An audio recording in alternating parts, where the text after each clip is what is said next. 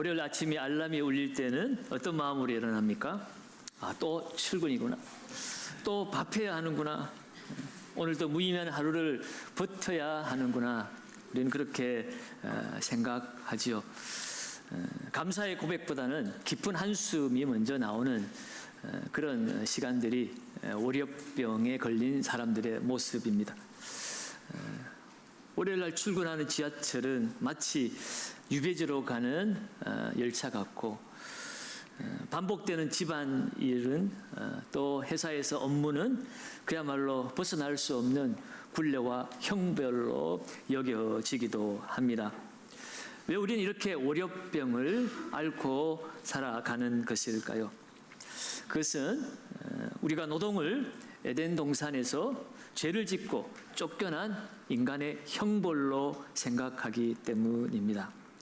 그래서 교회에서는 거룩하게 하나님을 섬기지만 세상으로 나아가면 그저 생존을 위해서 하루하루 버텨내는 이분법적인 생활을 하고 있는 거죠. 그러나 여러분, 성경은 우리에게 일상을 그렇게 말하고 있지 않습니다.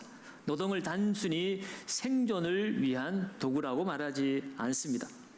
일터가 우리와 상관없는 세속적인 공간으로 버려두지 않습니다. 오늘 창세기 1장 28절을 보면 하나님이 사람을 지으시고 난 다음에 명령을 하십니다.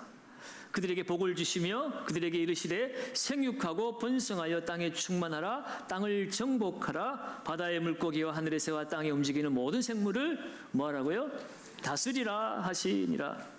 소위 이 말씀을 신학자들은 문하명령이라 이렇게 이름을 붙였습니다.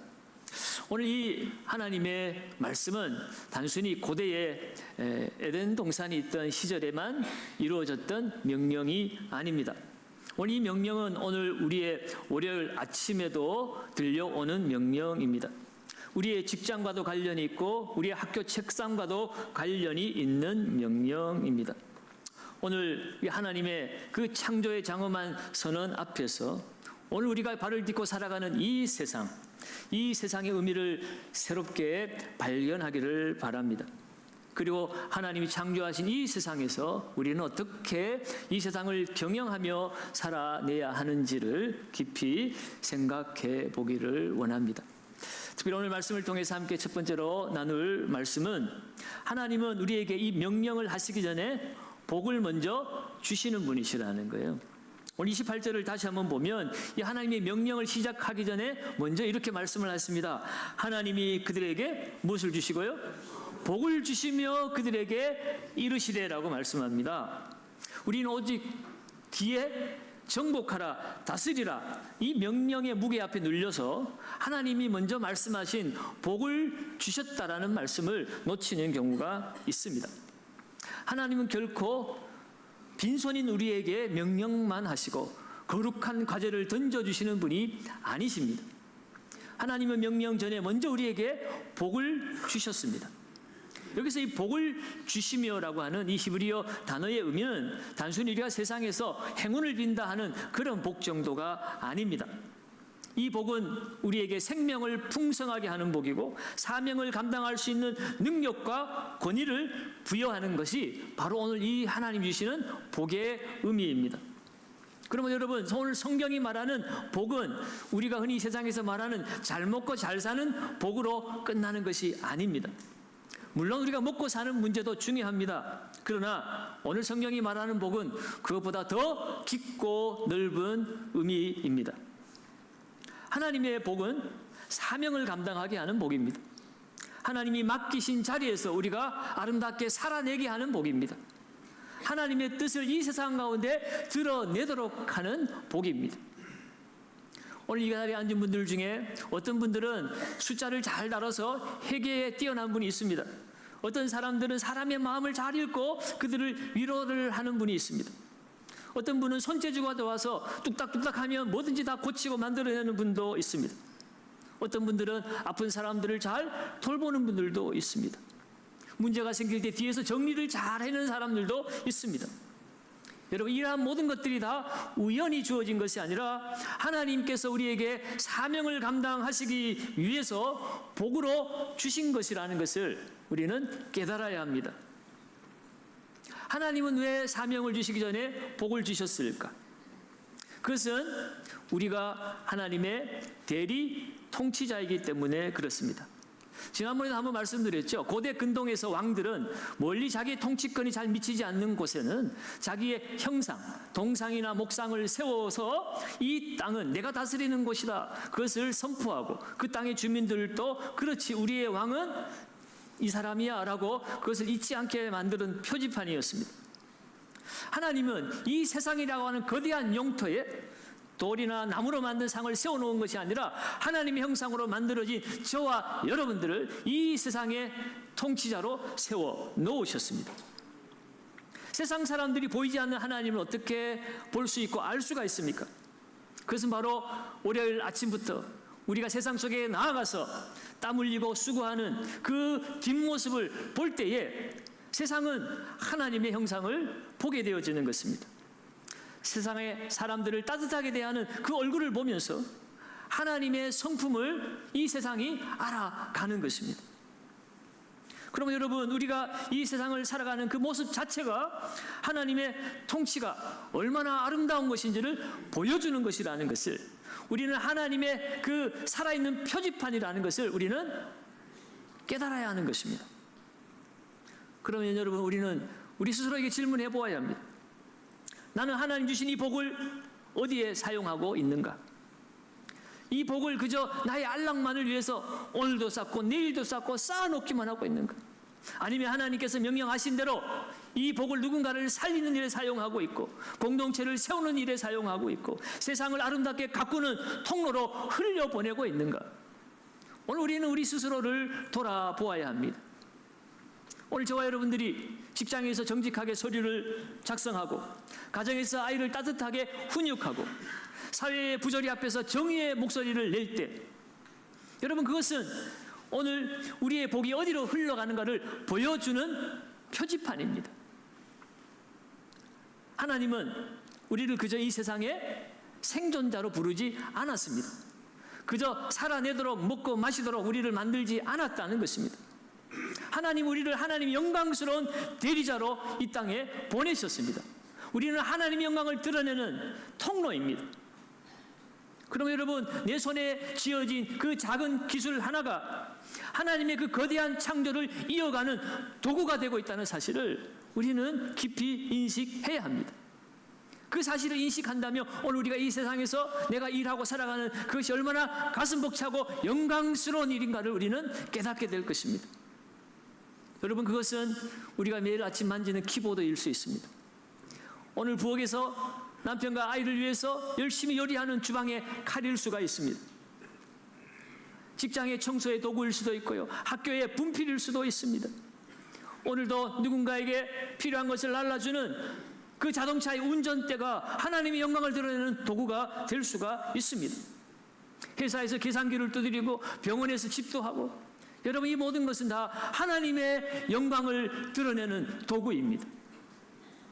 하나님께 받은 복을 우리가 이 세상을 통하여 섬김으로 나타낼 때 우리의 일상은 지겨운 반복이 아니라 하나님이 주신 복을 꽃피우는 소명의 현장이 되어지는 것입니다.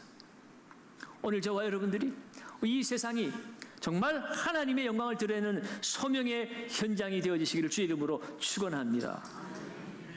두 번째로 함께 오늘 말씀을 통해서 생각해 볼 것은, 하나님은 우리를 착취자가 아니라 돌보는 통치자로 부르셨다는 것입니다. 하나님은 복을 주시고 나서 우리에게 구체적인 사명을 부여하셨습니다. 생육하고 번성하여 땅에 충만하라, 땅을 정복하라, 바다의 물고기와 하늘의 새와 땅에 움직이는 모든 생물을 다스리라. 여기서 핵심적인 말은 정복하라, 다스리라죠. 그런데 여러분, 이 정복과 다스림에 대해서 그동안 우리는 많은 오해를 했습니다. 이 정복과 다스린다는 말이 아주 강력한 의미를 가지고 있죠. 그러나 오늘 성경에서 우리에게 말씀하는 정복과 다스림은 지금까지 우리가 생각해왔던 그 단어의 의미와는 다른 것이었습니다. 이 정복하라는 히브리 안에는요, 방치된 거친 땅을 일구어서 질서 있게 만드는 개간과 경작의 의미를 담고 있습니다.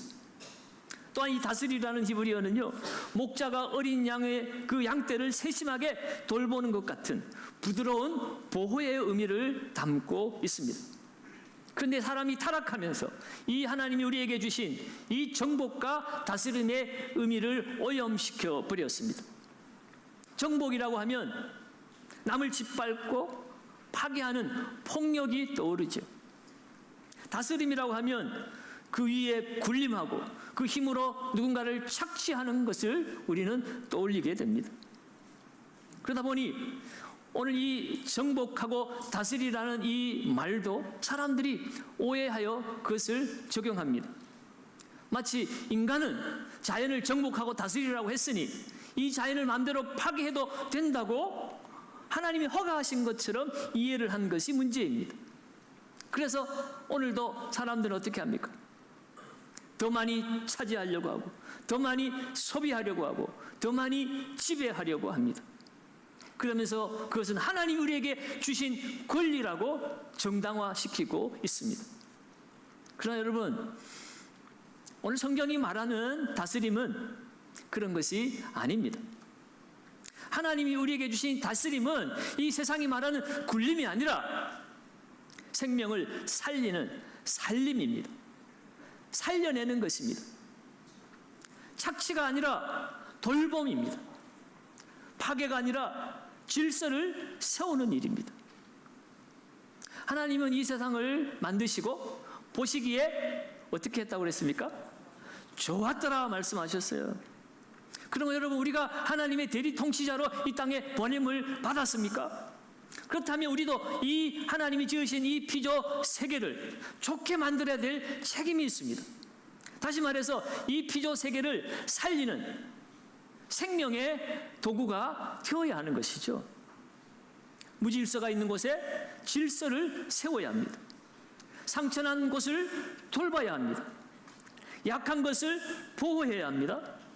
맡겨진 세계를 아름답게 가꾸어야 합니다. 그것이 바로 하나님이 우리에게 명령하신 다스림의 의미입니다. 네덜란드의 신학자이고 총리까지 하신 아브라함 카이퍼라는 분이 있어요.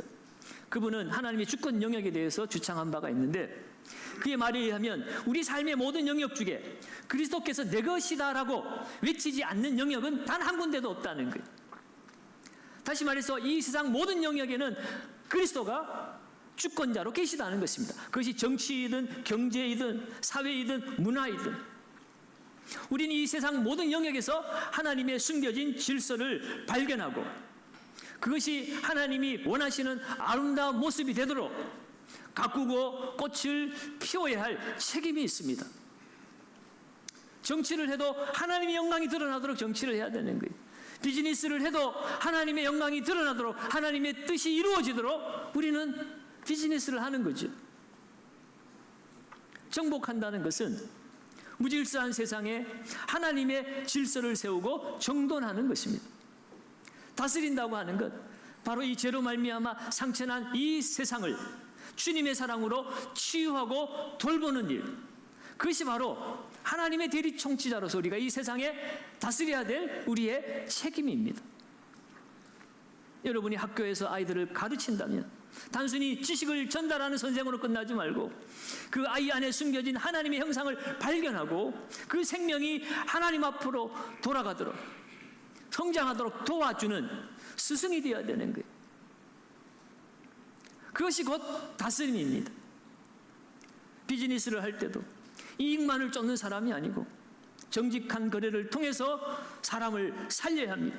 공정한 임금을 통해서 가정을 세워야 합니다. 좋은 물건과 서비스를 통해서 이 사회에 기여해야 합니다. 그것이 바로 정복하는 삶입니다. 그럼 여러분, 우리는 세상을 결코 적대시해서는 안 됩니다. 세상을 두려워해서도 안 됩니다. 세상은 우리가 하나님의 이름으로 아름답게 가꾸어야 될 선교의 현장입니다. 우리 선교 준비하지만 꼭 외국에 나가야만 선교가 아니에요. 내가 살아가는 삶의 현장, 그곳에서 하나님의 형상으로서 하나님의 사람답게 그 말씀 앞에 순종하며 하나님의 영광을 드러낼 때, 그것이 바로 선교요, 삶의 사역의 현장이 되어지는 것입니다. 오늘 저와 여러분이 살아가는 그 일터가, 그 가정이, 학교가 황무지처럼 느껴지십니까? 도무지 하나님의 통치가 보이지 않는 척박한 땅처럼 보여지고 있습니까? 그렇다면 여러분, 하나님은 그곳에 우리를 보내신 줄 믿으시기 바랍니다. 그곳에 우리의 거룩한 삽을 들고 그것을 개간하고 경작하라고 하나님이 보내신 줄 믿어야 합니다. 무질서가 판치는 그곳에 나를 통하여 질서가 오게 해야 합니다. 냉소와 이기심이 가득한 그곳에 나를 통하여 하나님의 성품, 따뜻한 배려가 드러나게 하여야 하는 것입니다. 세상 속에서 우리가 그리스도의 자녀로 하나님의 성품을 따라 그 삶의 자리를 경작해 나갈 때, 세상은 마침내 우리를 통해서 하나님의 살아계심을 보게 될 것입니다. 오늘 저와 여러분들이 이 세상 속에 하나님의 형상을 드러내는 복의 통로가 되시기를 주의 이름으로 축원합니다. 세 번째로는요, 하나님은 우리를 주인이 아니라 청지기로 부르셨습니다. 마지막 29절과 30절에는 하나님이 우리에게 먹을 것을 주신다고 말씀합니다. 29절을 한번 볼까요? 내가 온 지면에 씨 맺는 모든 채소와 씨 가진 열매 맺는 모든 나무를 너희에게 뭐 하신다고요? 주노니 너희는 너희의 먹을거리가 되리라. 하나님은 단순히 메뉴거리를 정해주신 것이 아니에요. 모든 것의 소유권이 하나님께 있음을 선포하는 소유권의 확립입니다. 우리의 이 땅에서 먹을 것 다 하나님이 주신 것이라는 것이에요. 내 것이 아닙니다. 이 말씀은 우리가 주인이 아니라 우리는 청지기라는 것을 분명하게 밝혀주는 말씀입니다. 청지기의 특징은 내 것이 없다는 것입니다. 주인처럼 행동하지만 사실은 주인의 것을 관리하는 종일 뿐입니다. 그러면 오늘 내가 가진 건강도, 내 재산도, 자녀도 사실은 하나님이 내게 맡겨주신 것일 뿐이지 내 것이 아님을 우리는 인정해야 합니다. 그럼 여러분, 오늘도 우리에게 주어진 씨 맺는 채소, 열매 맺는 그 열매를 먹으면서 날마다 우리는 고백해야 하는 거죠. 오늘도 이것은 하나님이 내게 공급하신 것이구나. 하나님이 없이는 나는 한순간도 살 수 없는 존재구나. 그것이 날마다 우리의 고백이 되어야 합니다. 그런 청지기 의식을 가진 사람은 세상을 대하는 태도가 다릅니다. 내 소유가 아니기에 함부로 낭비하지 않습니다. 주인의 뜻이 어디에 있는지 먼저 묻습니다. 특별히 오늘 30절을 보면 땅의 모든 짐승과 새들에게도 먹을 것을 주셨다라고 말하고 있죠. 땅의 모든 짐승과 하늘의 모든 새와 생명이 있어 땅의 모든 기는 모든 것에게 내가 모든 푸른 풀을 먹을 것으로 주노라 하시니 그대로 되니라. 여러분, 이 말씀이 주는 의미가 무엇이겠습니까? 이 세상에 모든 짐승과 새들에게도 먹을 것은 하나님이 주신다는 거예요. 그 말은 인간이 이 세상을 통치하도록 대리 통치하도록 하나님 보내셨지만 또한 다른 피조물들과 공존하도록 또 우리가 그것을 책임있게 돌보도록 우리에게 사명을 주셨다는 말이기도 합니다. 오늘날 환경 문제, 또 노동 착취 문제, 여러분, 이러한 일들이 일어나는 원인이 무엇이겠습니까? 인간이 청지기의 자리를 버렸기 때문입니다. 내가 주인의 자리에 앉았기 때문에 발생한 비극이 바로 환경 문제나 노동 문제나 인권 문제인 것이에요. 프란시스 셰퍼라고 하는 신학자는 이런 말을 했어요. 우리가 세상을 대할 때 하나님이 그 피조물을 대하시는 방식으로 세상을 대해야 한다. 하나님이 이 피조물을 어떻게 대했는가, 그 방식을 따라 우리가 이 세상을 대해야 된다는 거예요. 왜? 우리는 하나님의 대리 통치자로 이 땅에 보냄을 받았기 때문이죠. 하나님이 긍휼히 여긴다면 우리가 하나님의 대리 통치자로서 우리도 긍휼히 여기는 삶을 살아야 한다는 것입니다. 하나님이 이 세상을 소중히 여기신다면 당연히 우리도 이 세상을 소중히 여겨야 되는 것입니다.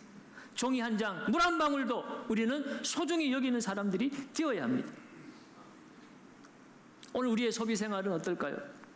환경을 대하는 우리의 태도는 어떻습니까?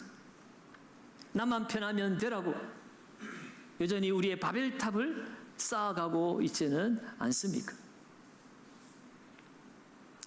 하나님 나라의 백성은 주인이신 하나님이 어떻게 보실까를 먼저 생각해야 합니다. 세상을 아끼고 이웃을 배려하고 피조물의 신음소리에도 귀를 기울이고 하나님이 우리에게 차려주신 이 풍성한 식탁에 참여하는 정직이의 삶을 가져야 합니다. 그런데 여러분, 우리가 오늘 이 정직이 문제를 생각하면서 한 가지 더 깊게 생각해 볼 것이 있습니다. 이것은 단순히 환경 문제로 끝나지 않습니다. 더 깊이 들어가면 죄의 문제이기도 합니다. 여러분, 사실 죄라고 하는 것도 다른 의미로 표현하면 정직이가 주인의 자리에 앉는 것입니다. 내가 하나님처럼 되고 싶다고 해서 죄는 출발한 거예요. 하나님이 맡기신 것을 내 것처럼 붙잡고 있는 것이 죄입니다. 하나님이 돌보라고 하셨는데 돌보지 않고 이용한다면 그것이 죄입니다. 섬기라고 하셨는데 섬김보다 군림하고 있다면 그것이 바로 죄입니다. 흘려보내라고 하신 것을 내가 움켜쥐고 있는 것도 죄입니다. 하나님께 영광을 돌리라고 주신 재능을 내 이름을 위해서 사용한다면 그 또한 죄가 아니겠습니까? 그러면 여러분, 오늘 이 말씀은 더 성실하게 살아라가 아닙니다. 더 착하게 살아라도 아닙니다. 이미 우리는 정직의 사명에 실패한 사람들입니다. 맡겨진 것을 내 것처럼 움켜쥐고 살아가고 있습니다. 돌보라고 하신 것을 이용합니다. 섬기라고 하신 것, 그 뒤에 군림하며 살지 않았습니까? 그러면 여러분, 오늘 우리는 결심으로 끝나서는 안 됩니다. 우리는 회복돼야 될 사람들입니다. 그 회복은 참 하나님의 형상이신 예수 그리스도 안에서 시작되어집니다. 예수님은 참된 정직의 삶을 사셨습니다. 예수님은 하나님의 모든 권세를 가지신 분이시지만 자기 유익을 위해 쓰지 아니하시고 오히려 종의 형체를 가지사 사람의 몸을 입으시고 이 땅에 오셔서 죽기까지 낮아지셨습니다. 겸손의 삶을 사셨습니다. 섬김을 보여주셨습니다. 우리는 움켜쥐었지만 예수님은 자신 생명까지 내어주셨습니다. 우리는 주인의 자리에 앉으려 했지만 예수님은 종의 자리로 내려가셨습니다. 우리는 섬김 받으려 했지만 예수님은 섬기기 위해서 오셨습니다. 그리고 우리의 모든 죄를 십자가에서 담당하셨습니다. 그리고 이 정직이 사명에 실패한 우리를 용서하셨습니다. 다시 부르시고 이제 다시 사명을 맡기십니다. 여러분, 복음은 우리를 무책임하게 만드는 것이 아닙니다. 내가 구원받았으니까 아무렇게나 살아도 된다가 복음이 아닙니다. 복음은 다시 책임 있는 자리로 우리를 부르는 것입니다. 그 책임은 두려움에서 나오는 책임이 아니라 은혜 아래서 누리는 책임입니다. 여러분, 왜 일하십니까? 세상은 인정받으라고 일하자고 하지만 그러나 그리스도인은 이미 사랑받았기 때문에 일하는 사람들입니다. 구원받기 위해서 세상은 충성하고 있지만 그러나 우리는 이미 구원받았기 때문에 충성하는 사람들입니다. 세상은 주인이 되기 위해서 삽을 들라고 말하지만 우리는 은혜를 받은 청지기의 기쁨으로 삽을 드는 사람들입니다. 이것이 바로 복음으로 회복된 우리의 일상입니다. 내일 아침 다시 알람 소리가 여러분의 귀를 두드릴 것입니다. 또 출근해야 할 수 있습니다. 또 밥을 해야 하기도 합니다. 또 사람을 만나야 합니다. 반복된 일이 시작될 것입니다. 그러나 오늘 말씀을 기억하십시오. 우리는 이 세상에 버티러 가는 사람들이 아닙니다. 하나님이 내게 맡겨주신 밭으로 거룩한 삽을 들고 하나님의 영광을 위해 나아가는 사람들입니다. 교회 안에서만 거룩한 것이 아닙니다.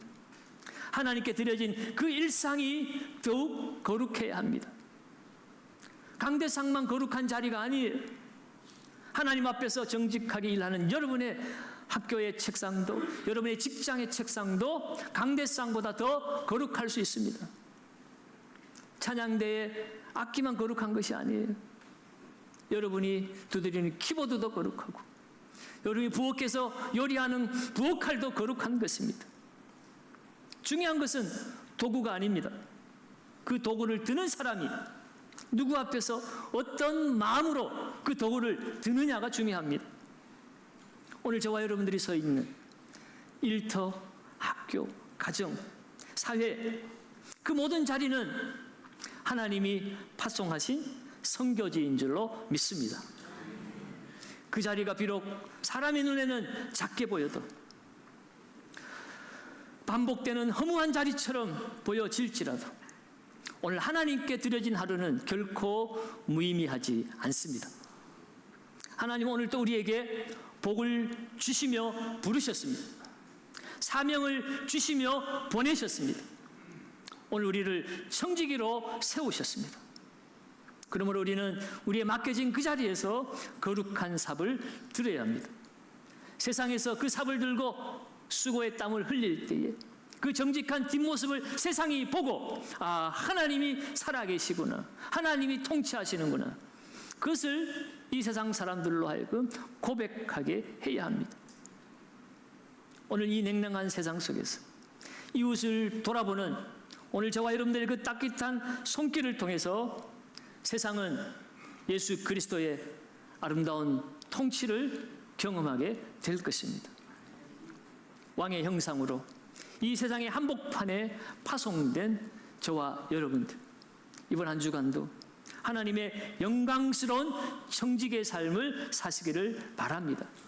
그 한 주간의 삶이 주일날 예배가 아니라 우리의 찬란한 한 주간의 아름다운 예배로 하나님께 영광 돌려 주시기를 예수님의 이름으로 축원합니다.